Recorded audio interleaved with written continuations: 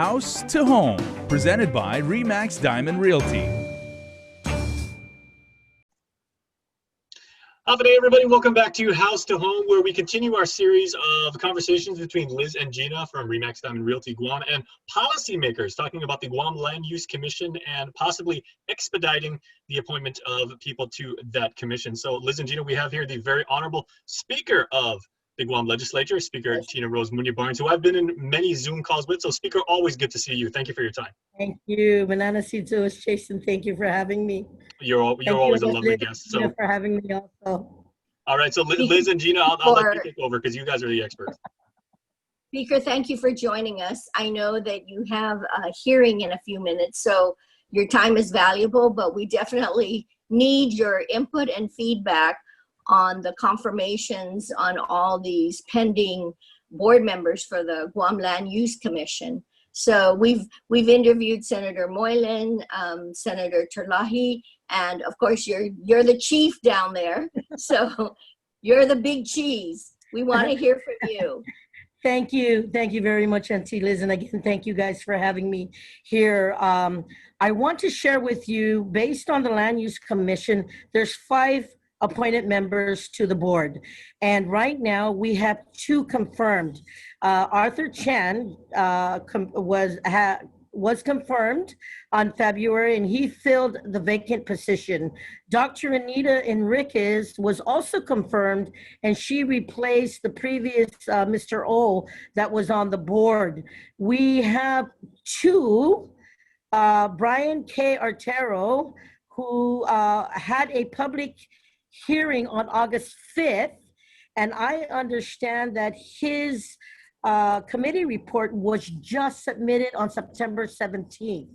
The other one, Leilani Flores, had a public hearing again on August 5th, though the confirmations were sent in July.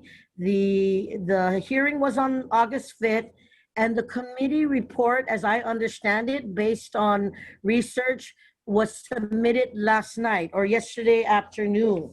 There is, I want to say, one more position that is open, which will replace the membership from Conchita Batan.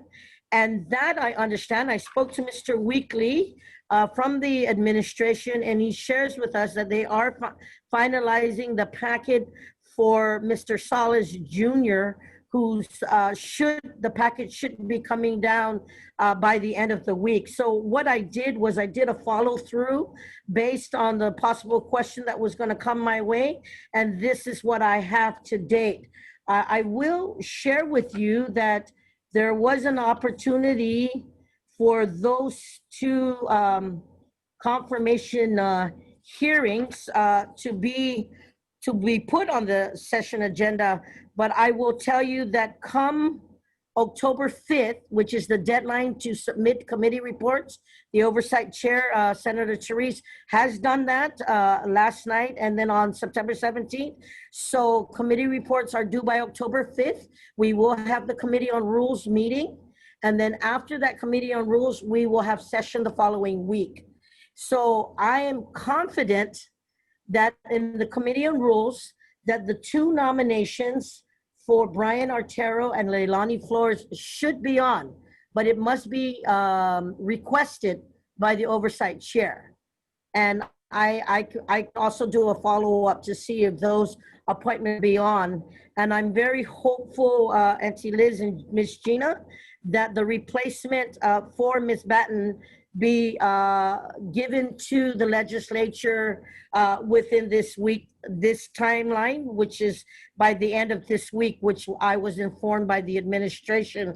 And that will complete the membership of fulfilling the full complement of the board by adding that 5th person. So that's what I have right now.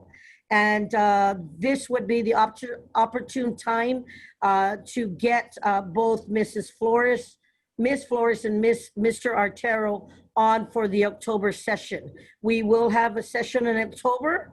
We had several sessions in September, but we will also have a November session. But I think it's important that we complete and the membership of the board, we should confirm by the October session. I don't see any reports pending or any kickbacks from the Committee of Rules, but Miss Flores's nomination appointment package was just submitted yesterday. So I have not heard if there's any discrepancies on the report or not, but both reports were submitted. Oops. Let me unmute you, Gina. Yeah. There we go. Gina, you're muted. Gina, you're muted. I'm not muted. I'm on. Can you hear me? No, we- Gina was muted. There she goes. I'm sorry, There she goes. Speaker. Mine. Do you see a possibility that they could all be confirmed? You said the next legislative hearing will be on October 14th. Robert Salas is on the list. His name's been submitted.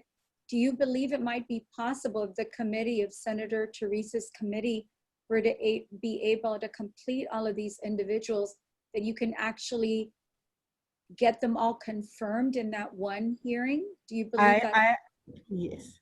Ms. Gina, I will share with you that both Ms. Flores and Mr. Artero have already completed the process. Yes. And their reports have been submitted. So they should not have a problem with the October session. The packet for Mr. Salas, the original packet has not come down from the administration yet. According to the discussions yesterday, it will be coming down this week. So we have to go through the process of getting it referred to the Oversight Committee, and then there has to be the open government timeline to be met in order for her to have a public hearing. So that will take time. So I don't think that will fulfill the October. Mr. Salas's application may not fulfill the October session. And the last conference hearing was August 15th, and the report was submitted last night to the chairman. So on Leilani's report, Ms. Flores's report, that was submitted yesterday.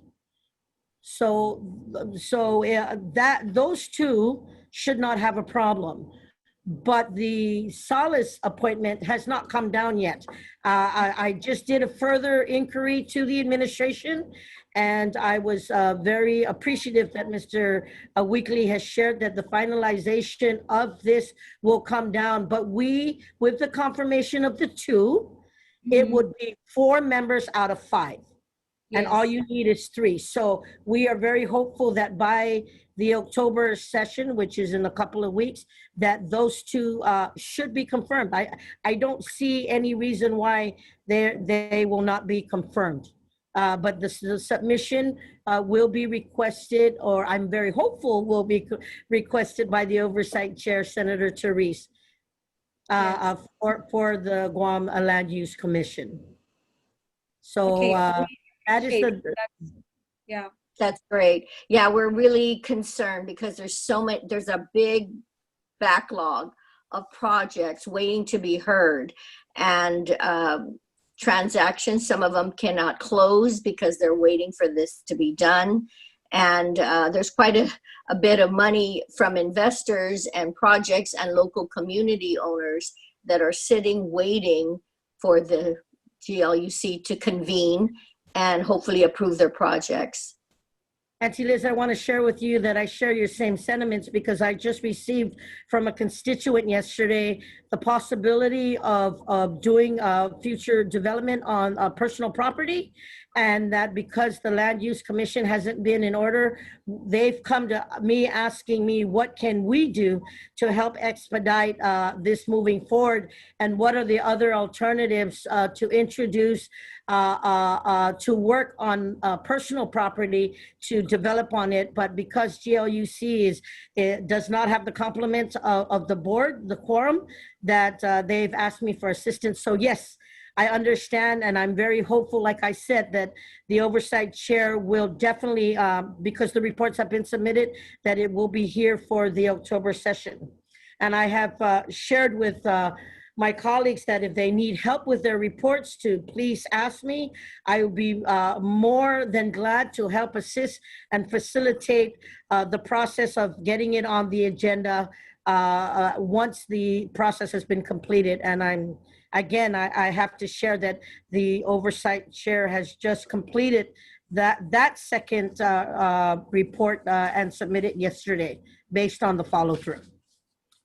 All right, well, listen, Gina, as we wrap up, so in 3 episodes, you got the attention of Senator Jim Moylan, who heard the concerns and heard your considerations. And the following week, we got an audience from Senator Therese Terlahi, and now we have the very honorable speaker. So is the progress of this whole issue to your satisfaction as members of the realty community? I think for us, we'd like it soon. We want it expedited, and that's why we took this route, to bring the key players involved so that we can get things going. You know, Jason, for me, I appreciate the fact that I do feel that when we voice our concerns, I feel like there are members of our leadership that are listening.